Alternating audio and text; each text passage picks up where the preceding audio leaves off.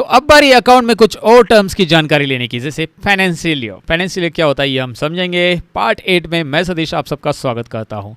हमारा Indian financial year जो होता है वो 1 अप्रैल से लेकर 31 मार्च होता है, यानी कि 31 मार्च को आपको क्लोजिंग करना होता है अकाउंट का। अगर आपको किसी ने पूछा कि आपके कंपनी का लास्ट ईयर का टर्नओवर कितना, तो आप बोलोगे जनवरी से लेकर दिसंबर का नहीं बताओगे, आप उन्हें अप्रैल से लेकर 31 मार्च का बताओगे। हाँ, अगर आप बताना मुनसिब समझोगे तो राइट, मतलब अपनी सीक्रेट जानकारी तो हम किसी के साथ शेयर नहीं करते, लेकिन आपको मैं बता रहा हूँ 1 अप्रैल से लेकर 31 मार्च तक हमारा अकाउंट का यहाँ पे फाइनेंशियल ईयर रहता है। यानी कि आप 1 अप्रैल से अकाउंट स्टार्ट करोगे मेंटेन करना और 31 मार्च को क्लोजिंग करोगे। क्लोजिंग में क्या होता है, क्लोजिंग में बुक्स ऑफ अकाउंट मेंटेन होता है, एडवांस टैक्स पेमेंट होता है, ड्यू टैक्स पेमेंट होता है। ये सारी चीज़ें आप 31 मार्च को यहाँ पे करने वाले हो और फिर 1 अप्रैल से वापस ओपनिंग होगा अकाउंट का और फिर से एंट्री स्टार्ट होगी। ये हमारे कैलेंडर पीरियड के हिसाब से नहीं चलता है। 1 जनवरी से लेकर 31 दिसंबर तक फाइनेंशियल ईयर हमारा इंडियन फाइनेंशियल ईयर तो ऐसा नहीं है। हालांकि इसके ऊपर इंडियन गवर्नमेंट डिस्कशन कर रहा था, लेकिन वो अभी तक पेंडिंग है।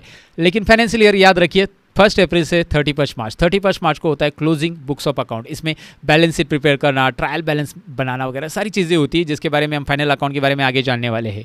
लेकिन एक बात याद रखना है, फाइनेंशियल ईयर अपना ये है 1 अप्रैल से 31 मार्च। अगर आप अलग अलग गवर्नमेंट का देखोगे, इंडिया का तो आपको पता है, जापान का देखेंगे तो 1 अप्रैल से में 31 मार्च, अगर चाइना का देखेंगे तो 1 जनवरी से लेकर 31 दिसंबर, और बहुत सारे और भी कंट्रीज़ है जिनका 1 जनवरी से लेकर 31 दिसंबर है। मैंने आपको खाली एग्जांपल बताया, लेकिन इंडिया का जो है 1 अप्रैल से 31 मार्च है। हालांकि इसके ऊपर चेंज करने के बाद अभी भी चल रही है, मैंने आपको बताया। फाइनेंशियल ईयर के बारे में मैंने आपको बताया, जहां पे अकाउंट का बिगिनिंग होता है 1 अप्रैल से बिगिनिंग होगा, 31 मार्च को जाकर हम सब ही क्लोजिंग करेंगे, हमारे साल का टर्नओवर निकालेंगे, टैक्स का ड्यू पेमेंट्स निकालेंगे, टैक्स का एडवांस पेमेंट निकालेंगे, यार बाकी सारी चीज़ों का निकालेंगे, क्योंकि पेबल्स वगैरह जो होते हैं ना वो सारे हमें 31 मार्च को क्लोजिंग करना रहता है। आपने सुना भी होगा यार मार्च एंडिंग है, मार्च एंडिंग है, मार्च एंडिंग है, लोगों से सुना होगा राइट। सो मार्च एंडिंग में आखिरकार होता क्या है, बहुत काम इसलिए होता है क्योंकि आपको क्या सारी एंट्रीज को समराइज करना रहता है, आपको आपका फाइनल अकाउंट तैयार करना रहता है, याद रखिए। That is the reason behind it. Okay, financial year के बारे में आपको मैंने बताया। आगे कुछ और टर्म्स के बारे में हम जान लेते हैं। अब हम टाइप्स ऑफ कंपनी के बारे में जानेंगे। ट्रेडिंग कंपनी होती है, नॉन ट्रेडिंग कंपनी होती है। ट्रेडिंग कंपनी क्या होती है, जिसमें गुड्स को परचेस और सेल्स किया जाता है। जैसे कि मॉल ले लो, मॉल में क्या होता है कि गुड्स आप खरीद लेते हो राइट, और वो मॉल क्या करता है, मतलब मॉल यानी कि वो बिजनेस ही है। सो वो लोग क्या करते हैं, कैसे गुड्स सप्लायर से परचेस कर लेते हैं और आपके लिए अवेलेबल करके देते हैं। तो यहाँ पे गुड्स का परचेस और सेल्स हो रहा है, यानी कि ये ट्रेडिंग कंपनी है, जहाँ पे भी गुड्स खरीदे जाते हैं और गुड्स को बेचा जाता है और उसके बदले में मुनाफा यानी प्रॉफिट कमाया जाता है, वो ट्रेडिंग कंपनीज होती है, जहाँ पे गुड्स की एंट्री आती है, याद रखिए। ट्रेडिंग कंपनी के बारे में आपको समझा। नॉन ट्रेडिंग कंपनी यानी कि सर्विस ऑर्गेनाइजेशंस, जहाँ पे गुड्स बिल्कुल नहीं होते, यानी कि जैसे आपके घर में जो केबल ऑपरेटर्स आपको केबल सर्विस दे रहा है, इंटरनेट सर्विस दे रहा है, तो ये सर्विसेज मिल रही है आपको। डॉक्टर्स के पास जाते हो तो डॉक्टर आपको कुछ बेच नहीं रहे हो, जैसे मेरे पास आते हो तो मैं आपको कुछ बेच नहीं रहा, ऑफकोर्स मेरा कोर्स में दे रहा हूँ, लेकिन सर्विस ही है राइट। क्लासेस में आप कोर्स अटेंड करते हो तो वो सर्विस होती है, आप कुछ खरीद नहीं रहे हो, मतलब इन टर्म्स ऑफ गुड्स नहीं खरीद रहे हो, तो मेरे से आप सर्विस ले रहे हो, एजुकेशन सर्विस हो गई या अलग अलग सर्विसेज हो गई।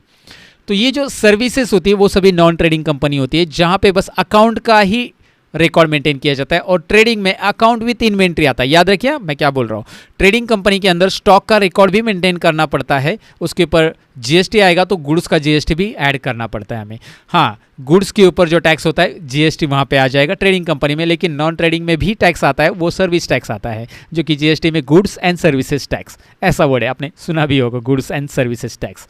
तो ये तो आपको पता चला ट्रेडिंग एंड नॉन ट्रेडिंग। लेकिन और एक ऑर्गेनाइजेशन है जो कि मैन्युफैक्चरिंग ऑर्गेनाइजेशन, जो कि आपको पता ही रहेगा, और इसके बारे में भी हम डिटेल में जानने वाले कि हम रॉ मटेरियल लाके हम फिनिश गुड्स कैसे बनाते हैं, टैली के अंदर उसकी एंट्री कैसे होती है। मैन्युफैक्चरिंग जर्नल हम सीखने वाले टैली के अंदर, डेफिनेटली वो प्रैक्टिकली हम सीखने वाले हैं। तो ये भी होगा, तीनों भी ऑर्गेनाइजेशन की एंट्रीज हम सीखने वाले, उसके ऊपर जो टैक्स चार्ज होता है या टैक्स कैलकुलेट होता है कैसे करना है वो भी हम सीखने वाले हैं। ओके, सो ये तो टाइप ऑफ ऑर्गेनाइजेशन हो गया। अब हमारे सहानी ब्रदर की कंपनी की तरफ बढ़ते हैं, जो कि ट्रेडिंग कंपनी है, जिसके बारे में मैंने पार्ट 7 में आपके साथ जिक्र किया था। मतलब हमने देखा था कि सहानी भाई ने एक कंपनी ओपन की है, ट्रेडिंग कंपनी। तो सहानी भाई क्या करेंगे, देखिए यहाँ पे आपके सामने sundry creditors and sundry debtors ऐसे दो वर्ड दिख रहे हैं, नीचे purchase on credit and sold on credit ये दिख रहा है। सहानी ब्रदर क्या करेंगे, ऐसे सप्लायर ढूंढेंगे जो उनको उधार गुड्स देंगे। ध्यान से सुनिए मैं क्या बोल रहा हूँ। सहानी ब्रदर ने एक शोरूम ओपन किया है मार्केट में, तो अगर वो शोरूम में कुछ गुड्स रखने हैं उनको, जैसे मोबाइल का शोरूम है या कोई भी है, तो उनको गुड्स अगर रखने हैं तो सभी गुड्स तो आपको वो खरीद नहीं पाएंगे इतने, तो वो सैमसंग कंपनी को क्रेडिट एप्लीकेशन सबमिट करेंगे और सैमसंग कंपनी देखी कि हाँ ये शोरूम मार्केट प्लेस पे है, वो उनको क्रेडिट बेस पे गुड्स देंगे। सैमसंग कंपनी का जो जोनल एरिया है ना, वहाँ से उनको क्या मिलेगा, वो जो मैनेजर वो बोलेगा कि हाँ रीजनल सेल्स मैनेजर वगैरह रहते हैं, वो बोलेंगे ठीक है ये है जो कि मार्केट प्लेस पे इनका शॉप है, तो इनको क्रेडिट बेस पे गुड्स दिया जाए। तो आपको सैमसंग देगा उधार गुड्स, यानी कि वो आपके लिए हो गया सिंडिकेटर्स, उसे लेनदार बोलेंगे क्योंकि आपको पैसे उन्हें देने हैं, वो आपसे लेनदार है, लेनदार रहेंगे आपके लिए, राइट। परचेस ऑन क्रेडिट, याद रखिए जब भी आप गुड्स उधार खरीदते हो, जिससे भी आप गुड्स उधार खरीदते हो वो हो गए सेंट्री क्रेडिटर्स और वो आपसे वो लेनदार रहेंगे आपके लिए वो, राइट, क्योंकि आप उन्हें पैसे देने वाले हैं बाद में। वो 30 दिन की उधारी पे आपको गुड्स देंगे, 45 दिन के देंगे, 90 दिन के देंगे, जो भी आपका एग्रीमेंट हुआ है उसके हिसाब से। लेकिन जब आप गुड्स बेचोगे तो ज़रूरी नहीं कि वो आप डायरेक्टली कैश बेसिस पे बेचो। बहुत सारी बार ऐसा होता है कि जो आपके पास से उधार गुड्स लेते हैं, तो वो जो उधार गुड्स आपसे खरीदे हैं उन्होंने सोल्ड ऑन क्रेडिट, तो वो आपके लिए देनदार रहेंगे, सेंट्री डेटर्स उन्हें कहा जाता है। डेप्टर्स में बी साइलेंट है, डेप्टर्स नहीं बोलना है यहाँ पे, मतलब बी साइलेंट, सेंट्री डेटर्स ये बोलना है। सेंट्री डेटर्स देनदार, सेंट्री क्रेडिटर्स लेनदार। याद रखिए जिनको आप गुड्स उधार बेचते हो सेंट्री डेटर्स, जिनसे आप गुड्स उधार खरीदते हो सेंट्री क्रेडिटर्स। क्लियर? ओके, तो ये मैंने क्लियर कर दिया। यहाँ पे ट्रेडिंग का ऑर्गेनाइजेशन में ये टर्म्स, और ट्रेडिंग ऑर्गेनाइजेशन में हम असेट्स के बारे में भी जानेंगे। अब जो सानी ब्रदर है उनकी कंपनी में असेट दो टाइप के रहेंगे, करंट असेट भी रहेगा और फिक्स असेट भी रहेगा। करंट असेट में इस तरह से लाइक कैश, ओके पैसे दिखे आपको, और बैंक में जो भी बैलेंस है वो करंट असेट में आएगा। याद रखिए बैंक और कैश अकाउंट दोनों करंट असेट में आएंगे। यहाँ पे फिक्स असेट तो आपको पता ही होगा, जो बिजनेस के लिए लॉन्ग टर्म के लिए यूज़ होते हैं, जैसे कि कंप्यूटर आपने बिजनेस यूज़ के लिए खरीदा है, फर्नीचर खरीदा है, एसी लगाया है, बहुत सारी चीज़ें होती है जो ऑफिस में हम यूज़ करते हैं, वो सभी के सभी फिक्स असेट कहलाए जाते हैं long term in business. Okay, so in terms को मैंने समझा। असेट्स में ये दो टाइप आते हैं। आगे चलकर और भी थियोरेटिकल पार्ट है, मैंने आपको बताया है कि थ्योरी पार्ट हम धीरे धीरे सीखते जाएंगे। सारे थ्योरी पार्ट एक साथ मैं इसलिए नहीं पढ़ा रहा हूँ ताकि आप लेक्चर में सो ना जाए, राइट। आपको बीच बीच में जो चीज़ें ज़रूरी है, मैं आपको अकाउंट के बारे में जो जो टर्म्स आते हैं वो एक्सप्लेन मैं आपको करूंगा।